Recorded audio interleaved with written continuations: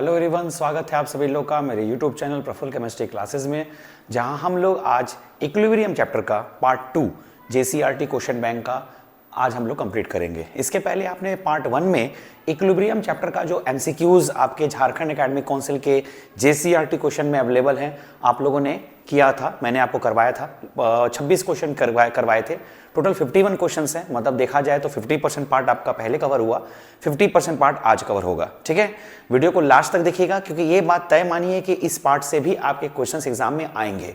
और कंपैरेटिवली मैं आपको बता रहा हूं, कंपैरेटिवली पार्ट 1 की तुलना में पार्ट 2 के जो क्वेश्चंस हैं थोड़े ज्यादा डिफिकल्ट हैं, है ना। कुछ क्वेश्चन कंसेप्चुअल हैं और कुछ क्वेश्चंस हाईली कंसेप्चुअल्स हैं।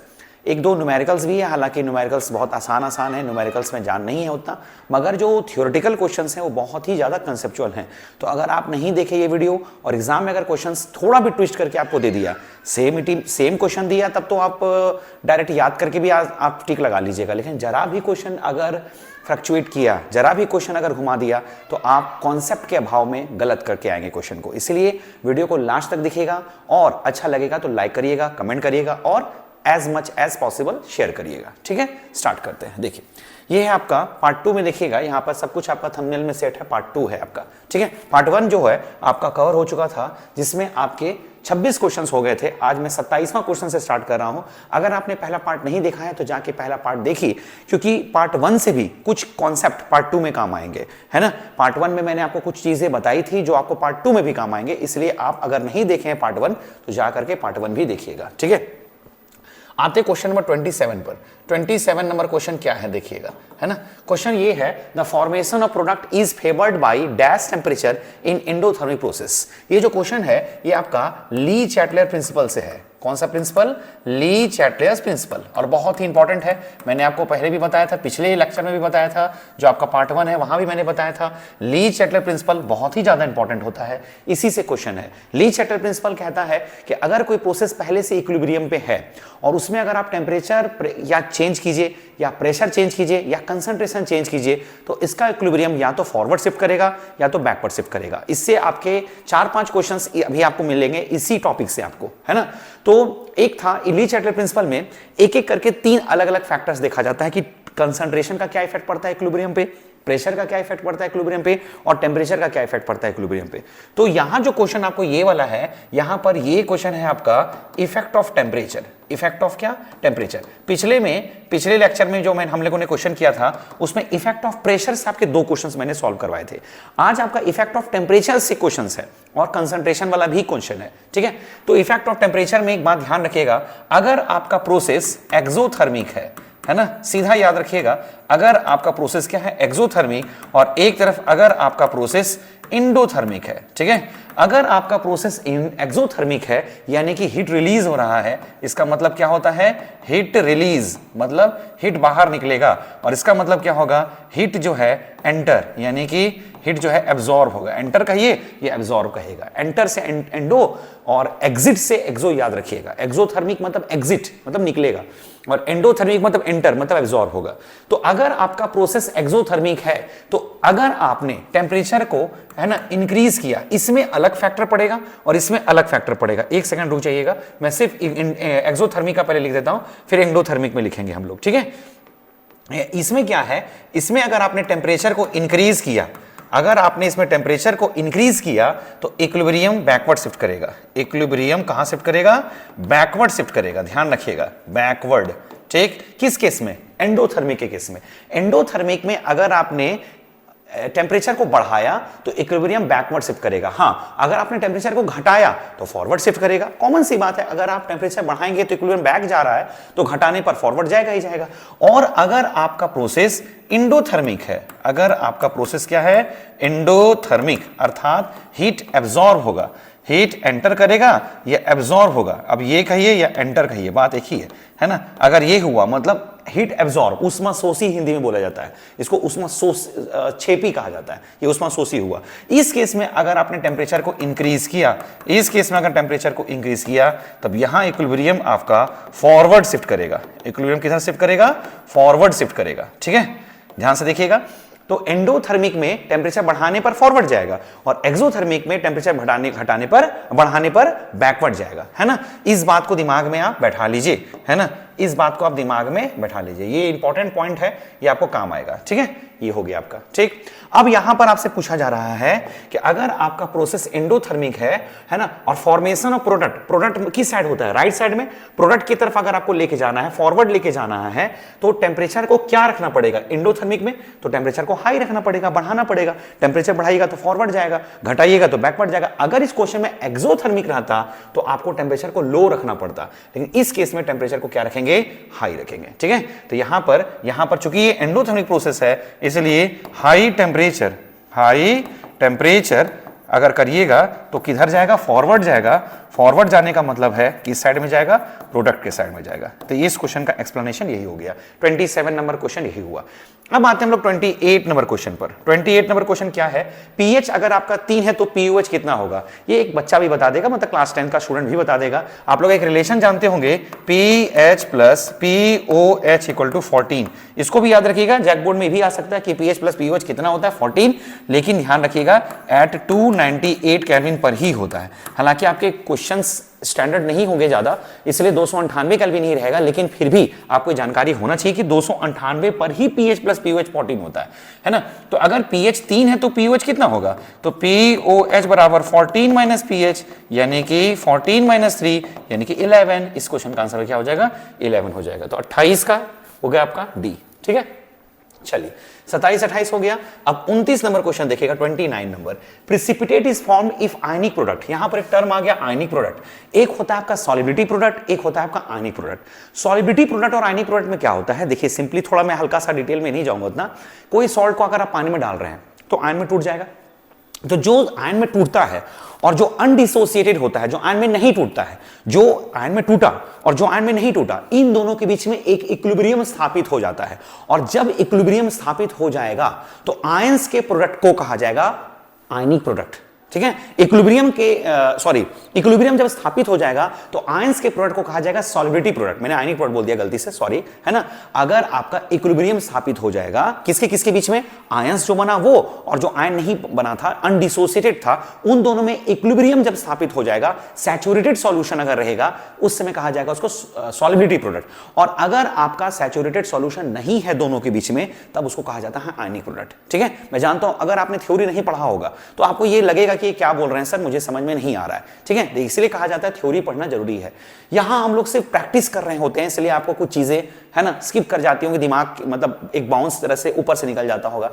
लेकिन क्या कर सकते हैं, अपने पास टाइम नहीं है। मेन बात आप ये याद रखिएगा कि KSP और एक होता है आयनिक प्रोडक्ट को हम लोग ISP लिखेंगे या IP लिखेंगे, आयनिक प्रोडक्ट, है ना, या SP लिख सकते हैं, ISP लिख दीजिए, आयनिक प्रोडक्ट, ठीक है। एक सेकेंड, इसको हम लोग आयनिक प्रोडक्ट को IP ही लिख देते हैं, ठीक है। देखिए IP, ये दोनों जो है ना, IP ये जो है आपका कहलाएगा आयनिक प्रोडक्ट, और ये कहलाता है आपका सॉलिबिलिटी प्रोडक्ट। इन दोनों में आपको 3 रिलेशन मैं बता देता हूं, वो उसी से क्वेश्चन आएगा अगर आया तो। देखिए, अगर आपका KSP और IP बराबर हो जाए तब, दूसरे केस में अगर आपका IP का वैल्यू KSP से ज्यादा हो जाए तब, और तीसरे केस में IP का वैल्यू KSP से कम हो जाए तो। ये रिलेशन को आप ध्यान रखिएगा, क्योंकि क्वेश्चन अगर आएंगे तो इसी तीनों में से आएंगे। अब देखिए, ये जब होता है तो समझ लीजिए सॉल्यूशन सैचुरेटेड है। सॉल्यूशन क्या है, सैचुरेटेड, यानी कि इक्विलिब्रियम स्थापित हुआ है, तभी KSP और SP बराबर होगा सैचुरेटेड सॉल्यूशन के लिए।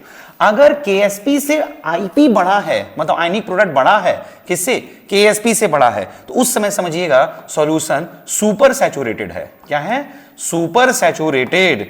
और सुपर सैचुरेटेड अगर होता है तो क्या होता है, प्रिसिपिटेट बनेगा। सुपर सैचुरेटेड का मतलब जितना सॉल्यूट होना चाहिए उससे भी ज्यादा सॉल्यूट एडेड है, तब यहां पर बनता है प्रिसिपिटेशन। और अगर IP का वैल्यू KSP से कम है तो अनसैचुरेटेड है। अनसैचुरेटेड मतलब असंतृप्त, मतलब जिसमें और सॉल्यूट को आप ऐड कर सकते हैं, और इसमें नो प्रिसिपिटेशन होगा, कोई प्रिसिपिटेशन नहीं होगा। प्रिसिपिटेशन का मतलब अवक्षेपण, कोई अवक्षेप नहीं बनेगा। तो ये तीन रिलेशन को आपको याद रखना पड़ेगा, ये तीनों को ध्यान रखिएगा, KSP और SP के बारे में। बस अगर आप इतना जान लिए तो काम हो गया मोटा मोटी। यही चीज पूछेगा अगर आपके एग्जाम में पूछा भी तो, ठीक है, यही तीन चीज पूछेगा। ठीक, एक सेकेंड, ये तीन चीज को ध्यान रखिएगा। हाँ, अब यहां पर क्वेश्चन क्या है, ये क्वेश्चन पढ़िए। Precipitate is formed if, precipitate कब बनेगा, जब आयनिक प्रोडक्ट क्या होगा, KSP से ज्यादा होगा, ग्रेटर देन सॉलिबिलिटी प्रोडक्ट। बोलिए समझ में आया, यानी कि 29 का ए हो गया। अब आ जाता है 30 number question. A salt is soluble if solubility is, ये डेटा पूरी तरह से आपको याद करना पड़ेगा।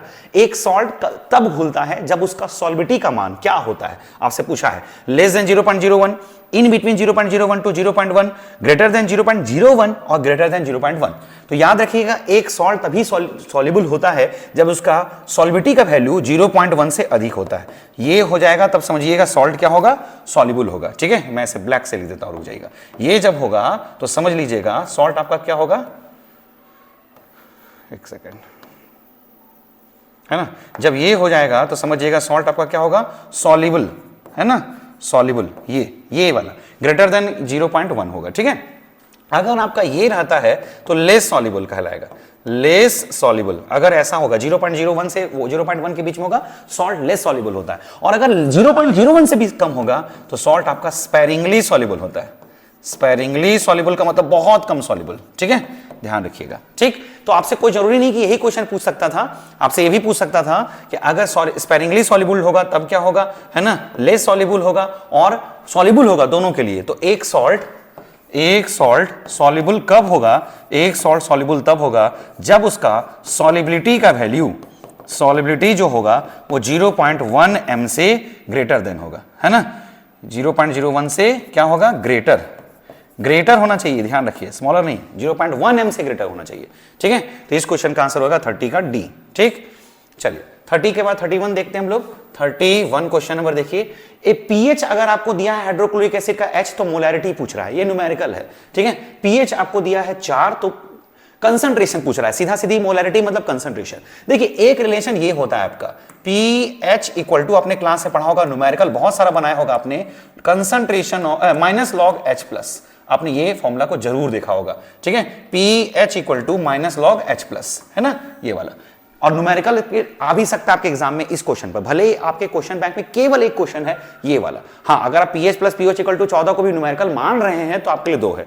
ठीक है, लेकिन वो न्यूमेरिकल है नहीं देखा जाए तो पीएच बराबर माइनस लॉग H प्लस, ये फॉर्मूला को आपको याद रखना पड़ेगा। और एक फॉर्मूला है, अगर आपको H प्लस दिया है और पीएच निकालना है तब आप ये सूत्र लगाइए, लेकिन अगर आपको पीएच दिया है और H प्लस निकालना है तो उससे बेटर फॉर्मूला ये होगा, H प्लस इक्वल टू 10 का पावर माइनस पीएच, ये याद रख लीजिए, है ना, H प्लस इक्वल टू 10 का पावर माइनस पीएच, ये है।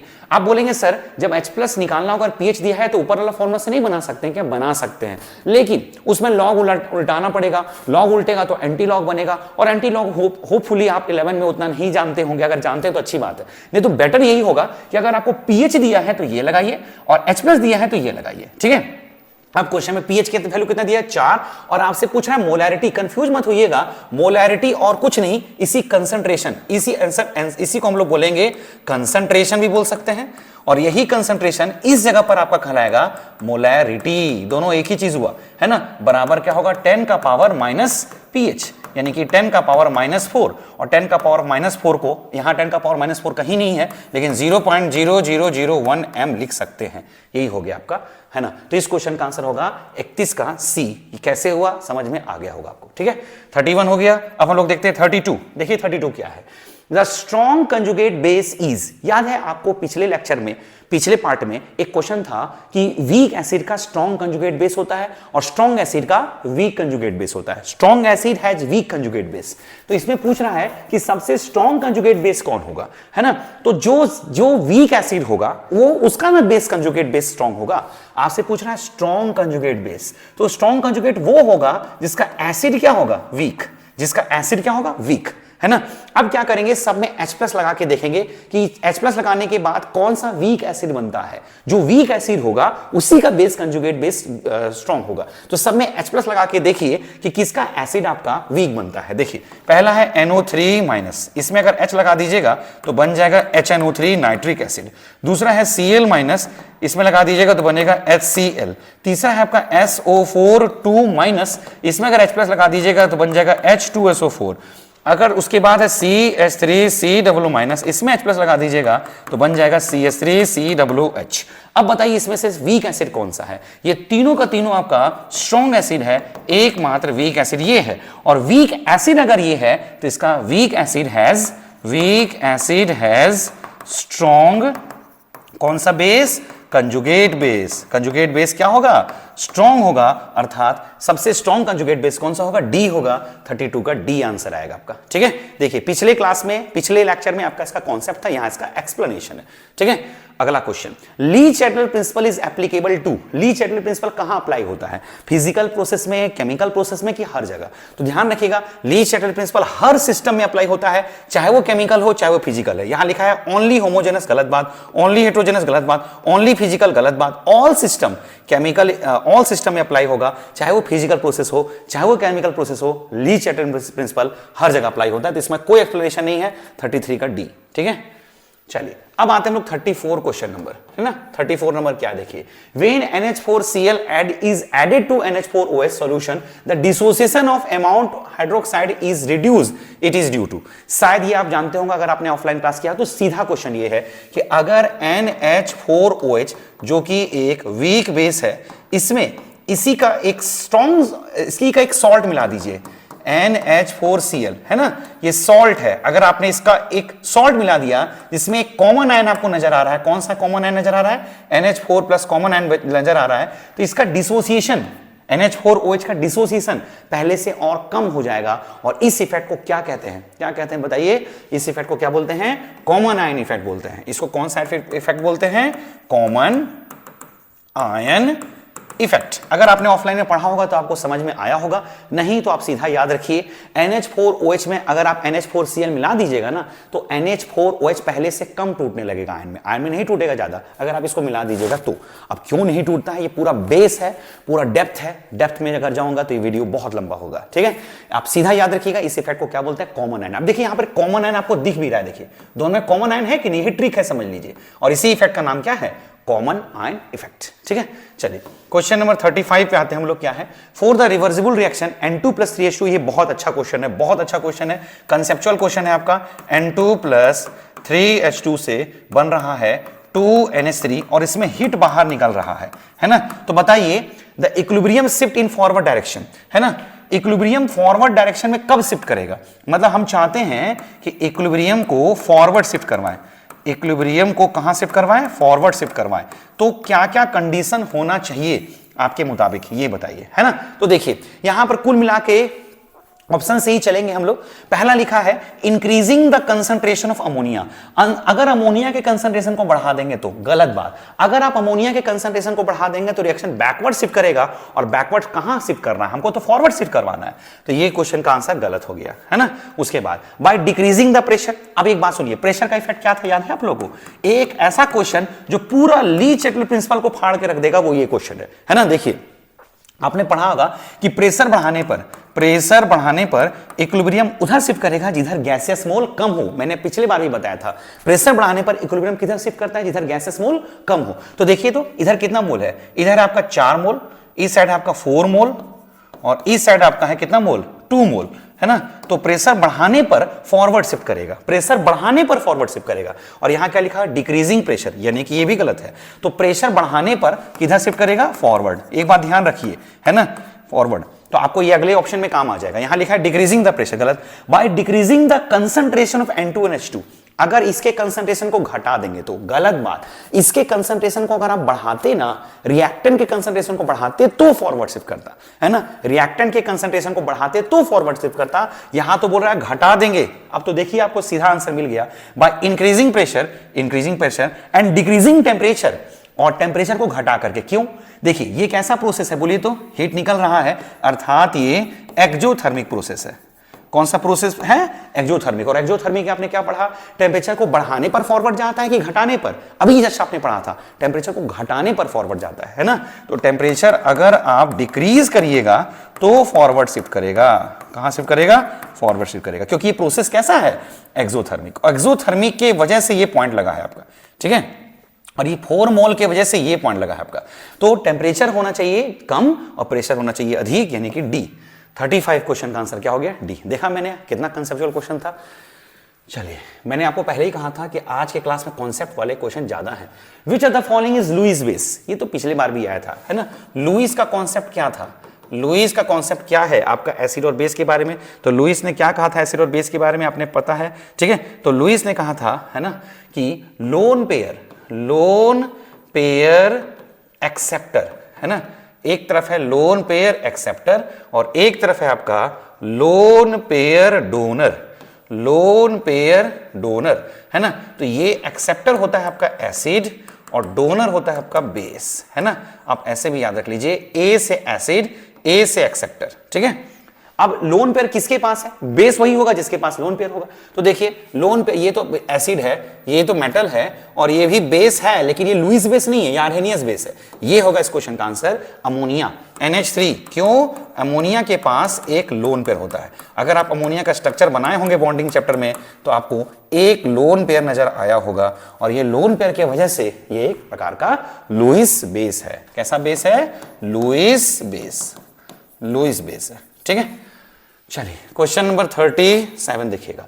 Acidic acid is weak electrolyte because. Acidic acid जो है आपका, ये वीक इलेक्ट्रोलाइट क्यों है?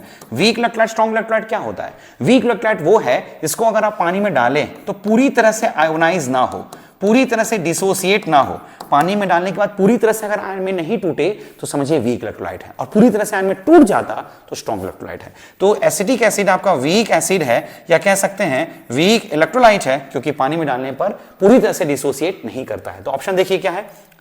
मोलिक्यूल इज हाई, सब कोई मतलब नहीं, it does not dissociate much, its ionization is very small. 37 का क्या हो जाएगा? डी, है ना।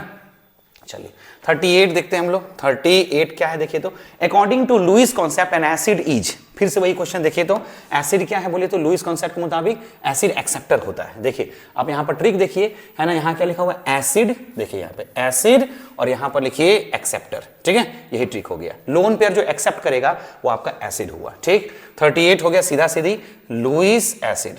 लुईस एसिड, क्योंकि यहां पर लिखा है लोन पेयर या electron pair acceptor. Acceptor, lone pair, electron pair एक ही चीज होता है। 39 देखिए क्या है? The species acting both as Bronsted acid and Bronsted base, है ना।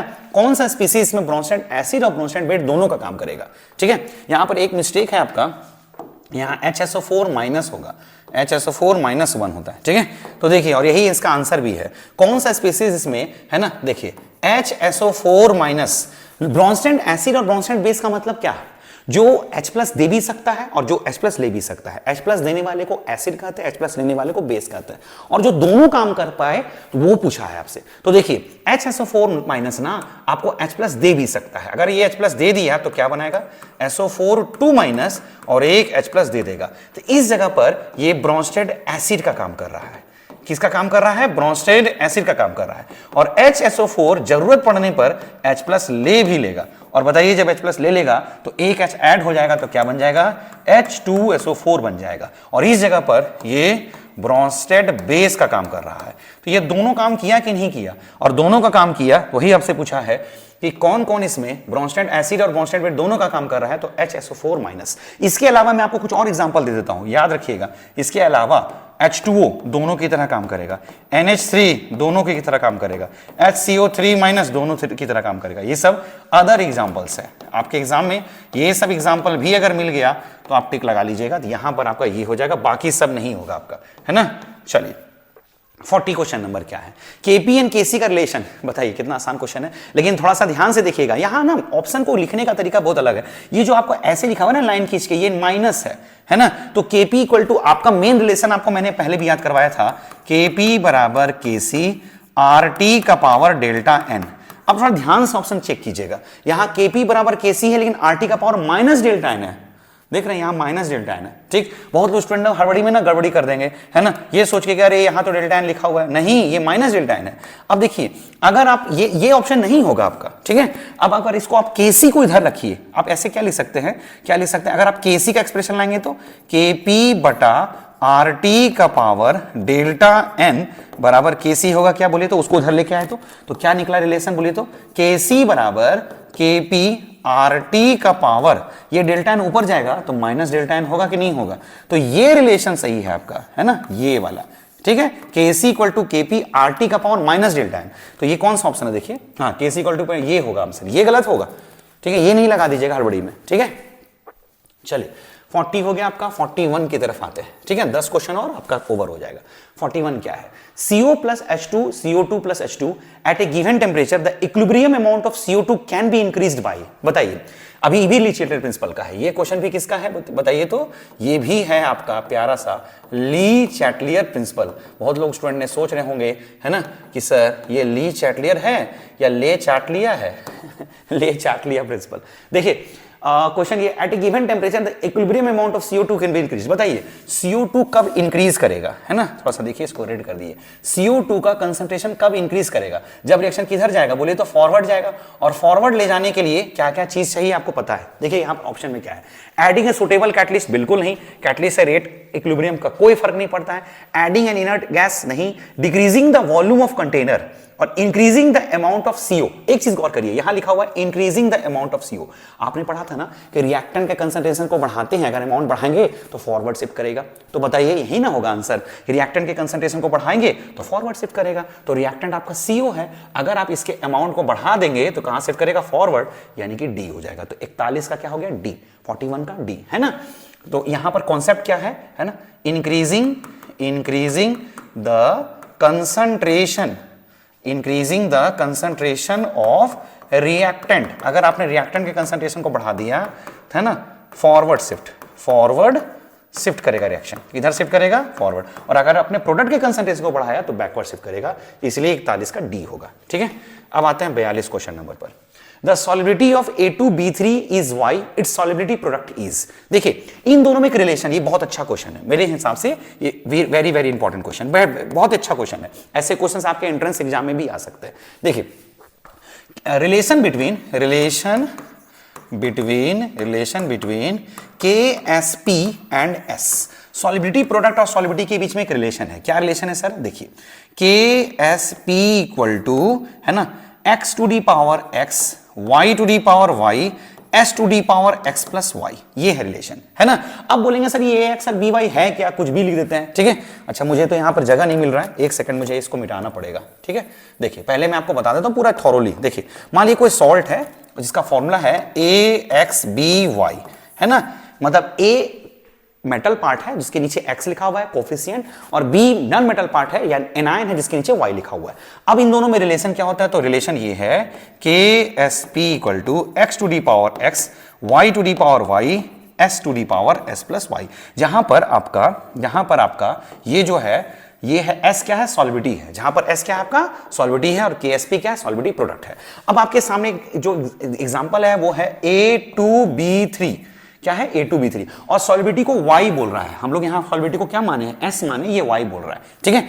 अब बताइए इसका KSP क्या हो जाएगा, KSP, तो बताइए X का वैल्यू कितना दिया हुआ है 2, तो क्या लिखेंगे 2 का पावर 2, Y का वैल्यू कितना दिया है 3, तो 3 का power 3 into S to the power, यहां S है लेकिन S मेरा सॉलिबिलिटी नहीं है, सॉलिबिलिटी मेरा क्या है Y, तो Y to the power X plus Y, या लिख सकते हैं 2 प्लस 3, ये हो जाएगा, ठीक है। अब देख लीजिए क्या आंसर आएगा, तो 2 दूनी 4, 3 तिया 9 तिया 27, 27 गुना 4 108, 108 y का पावर 3 प्लस 2 5, आंसर क्या आया 108 y का पावर 5, ये आंसर आया 108 y का पावर 5, ये इस क्वेश्चन का आंसर।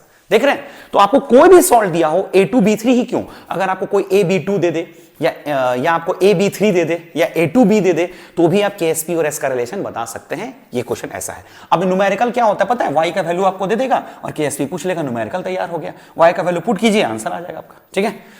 तो ये हो गया इस क्वेश्चन का आंसर, यानी कि डी। 42 भी हो गया आपका। 43 पर आते हैं हम लोग। 43 क्या है, solubility of A gas in liquid increases on, अगर आप एक गैस को, जैसे आप मान लीजिए आपके पास एक कंटेनर है, इसमें आप लिक्विड रखे हैं, क्या रखे हैं, लिक्विड, ठीक है, लिक्विड पानी है मान लीजिए, और इसमें आप किसी गैस को डिसॉल्व कराना चाहते हैं। क्या गैस को डिसॉल्व कराना चाहते हैं, गैस। और इसका सबसे अच्छा एग्जांपल क्या पता है, कोल्ड ड्रिंक्स। आप लोग जानते हैं कि कोल्ड ड्रिंक्स में गैस होता है, कार्बन डाइऑक्साइड नाम का गैस होता है, जिसको पीने पर आपको एक लहर जैसा लगता है ना, कोल्ड ड्रिंक पीते हैं तो, और पीने के बाद आपको एक डकार भी आता होगा, वो कार्बन डाइऑक्साइड गैस की वजह से होता है। तो उस गैस को अगर आप लिक्विड में घोलना चाहते हैं तो क्या क्या करना पड़ेगा, क्या क्या कंडीशन है इस पर। एडिंग कैटलिस्ट बिल्कुल नहीं, कैटलिस्ट का कोई काम ही नहीं है। डिक्रीजिंग प्रेशर बिल्कुल नहीं, इंक्रीजिंग प्रेशर बिल्कुल सही, डिक्रीजिंग टेम्परेचर बिल्कुल सही। मतलब इस क्वेश्चन का दो आंसर है। देखिए, अगर आप किसी गैस को, है ना, गैस को लिक्विड में डिसॉल्व करना चाहते हैं तो ये टेम्परेचर और प्रेशर दोनों पर डिपेंड करेगा। कब, जैसे ये आप 12 में भी पढ़िएगा, जब आप जाइएगा 12 में तो हेनरी लॉ नाम का एक लॉ है जिसमें आप इस चीज को समझिएगा। गैस को लिक्विड में अगर घोलना चाहते हैं तो दो कंडीशन को याद रखिएगा। पहला, हाई प्रेशर, प्रेशर को बढ़ाइए, मतलब जितना प्रेशर पर गैस को आप लिक्विड में डालिएगा उतना अच्छे से घुलेगा। ऐसे भी देखते होंगे ना, जब आप कैप खोलते हैं तो चिक सा आवाज आता है, और कैप खुलता है तो एक आपको लगेगा कि प्रेशर अचानक से कम कर दिए, इसलिए गैस सारा बाहर निकल जाता है। तो बंद करते समय, बोतल को बंद करते समय प्रेशर अधिक होता है, और बोतल को खोलते समय प्रेशर कम होता है। तो जितना प्रेशर डालिएगा गैस उतना आसानी से लिक्विड में घुलेगा।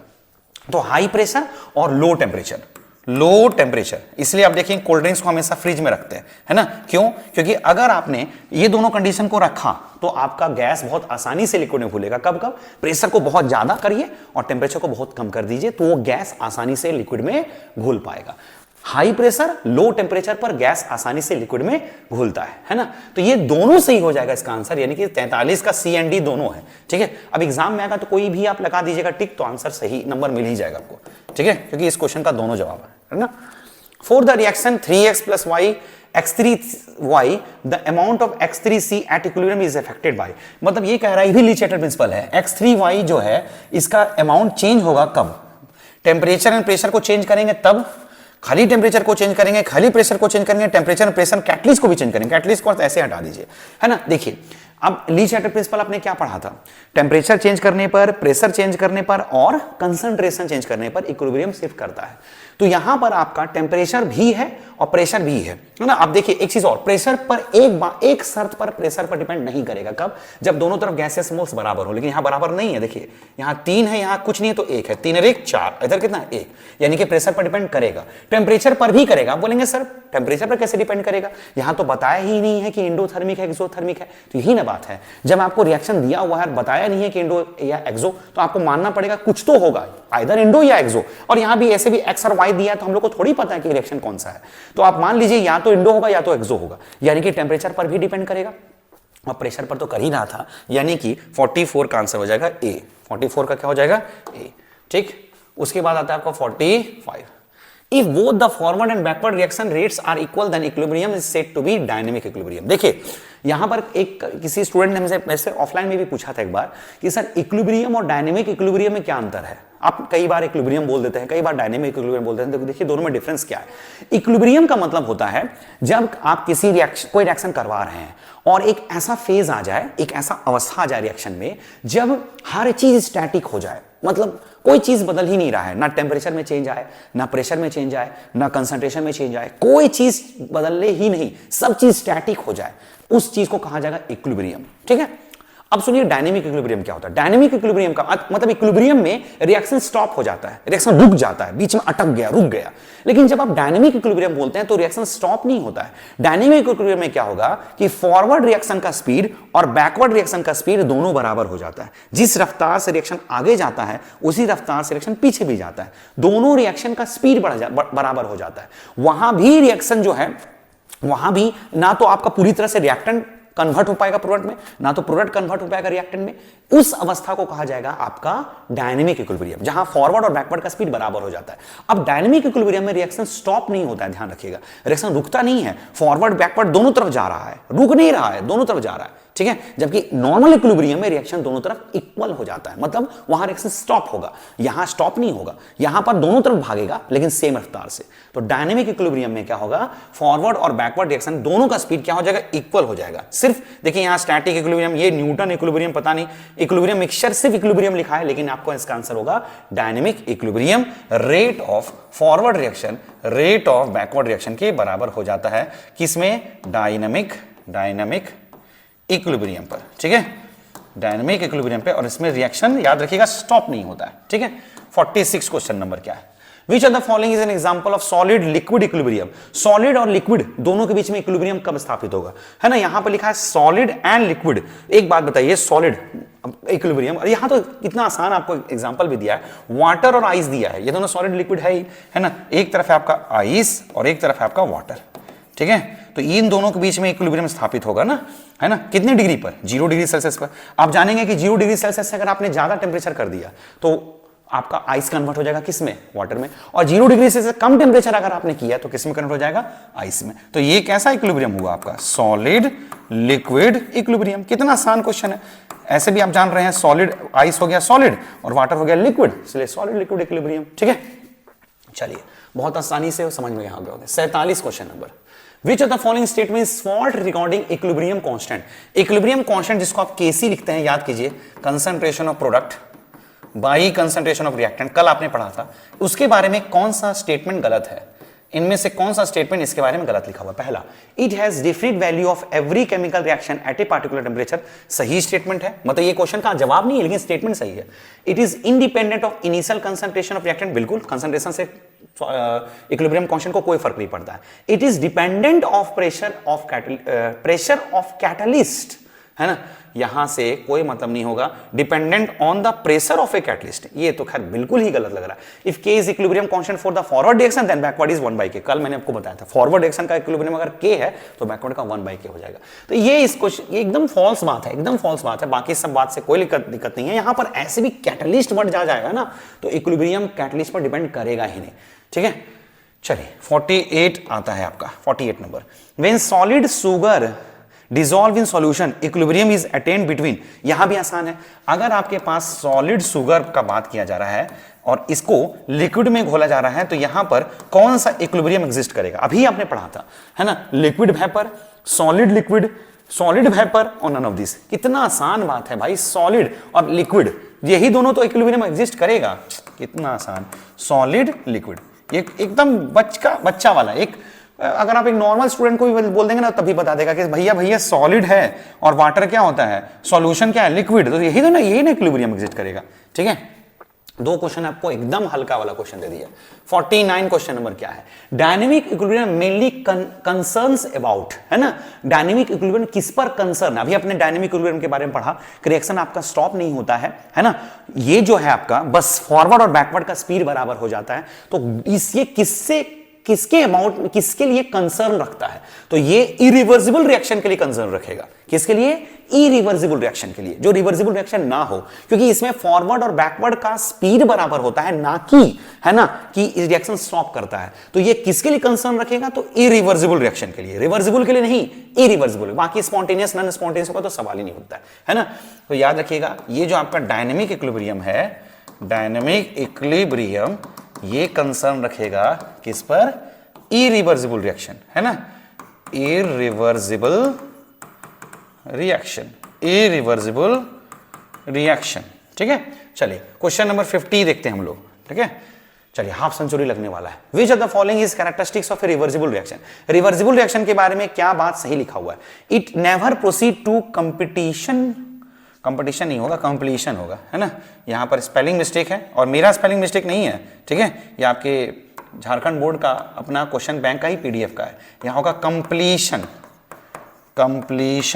ठीक है, हाँ, it never proceed to completion, बिल्कुल सही बात है ना, रिवर्सिबल प्रोसेस कभी कंप्लीट होगा क्या, कभी नहीं कंप्लीट होगा, रिवर्सिबल रिएक्शन कभी कंप्लीट नहीं होगा, ये बात है। It proceed only in forward direction, गलत बात, ठीक है। Number of moles of product and reactants are equal, ठीक है, उसके बाद है नहीं, इक्वल नहीं होता है, वहां पे चेंज होना बंद हो जाता है, it only B influenced by catalyst ना, है ना, तो ये होगा आपका इसका आंसर, यानी कि 50 का क्या हो जाएगा, ए, है ना, 50 का क्या हो गया, ए हो गया क्या। रिवर्सिबल प्रोसेस जो होता है, रिवर्सिबल प्रोसेस है ना, ये कंप्लीशन नहीं होता है, इसका कंप्लीशन नहीं होगा, ठीक है। चलिए आता है आगे नेक्स्ट 51 और आखिरी क्वेश्चन, कितना आसान क्वेश्चन है। एमीन्स बिहेव एज, अब बोलेंगे सर ये एमीन क्या है, क्लास 12 में जब जाइएगा तो ऑर्गेनिक कंपाउंड है ये एमीन, है ना। क्या होता है थोड़ा सा मैं बता देता हूं। अमोनिया आप लोग जानते हैं ना, अमोनिया लोन पेयर, इसमें से एक H को हटा के कोई अल्काइल ग्रुप लगा दीजिए, मतलब कार्बन चेन, एक H को लगा के हटा के, आप 2 H को भी हटा सकते हैं, तीनों H को भी हटा सकते हैं। मैंने एक H को हटा के एक अल्काइल ग्रुप लगा दिया RNH2, ये देखिएगा ध्यान से, एक ये R मतलब कार्बन चेन, जैसे आप इसका एग्जांपल क्या हो सकता है, CH3NH2 एक कार्बन, CH3CH2NH2 दो कार्बन, CH3CH2CH2NH2 तीन कार्बन, मतलब इसके एक H को हटा के आपने कार्बन चेन लगा दिया, है ना। तब ये क्या होगा ये पूछ रहा है। एक बात बताइए, मैं बार बार एक चीज नोटिस कीजिएगा, हर जगह आपको क्या नजर आ रहा है, लोन पेयर, और जहां लोन पेयर रहेगा वो क्या होगा, बेस। कौन सा बेस, लुईस बेस, है ना, है ना, क्योंकि इसके पास लोन पेयर है ना, इसके पास क्या है, लोन पेयर है, लोन पेयर, और लोन पेयर का मतलब लुईस बेस, है ना, क्योंकि ये लोन पेयर डोनर बनेगा, और लोन पेयर डोनर को क्या बोलते हैं हम लोग, लुईस बेस, यानी कि इस क्वेश्चन का आंसर बी, ठीक है। तो चलिए, मैंने आपको कहा था आज का लेक्चर बहुत कंसेप्चुअल था। अगर आपने कुछ पढ़ा था पहले से तो आपके लिए बहुत हेल्पफुल हुआ होगा, नहीं भी पढ़ा होगा तो कुछ तो जरूर आप लेके जाइएगा इस यहाँ से, ठीक है। तो पूरा आप पढ़ाई करिए, है ना, बढ़िया से एक बार रिवाइज कर लीजिएगा क्वेश्चन को दोबारा। अगर आपको थोड़ा सा स्पीड हो गया है कोई चीज तो आप थोड़ा सा स्लोली वीडियो को भी देख सकते हैं। कोई प्रकार का डाउट हो तो कमेंट करके आप बताइएगा कि सर ये डाउट था, और अच्छा लगा होगा वीडियो तो लाइक करिएगा। पढ़ते रहिए, थैंक यू।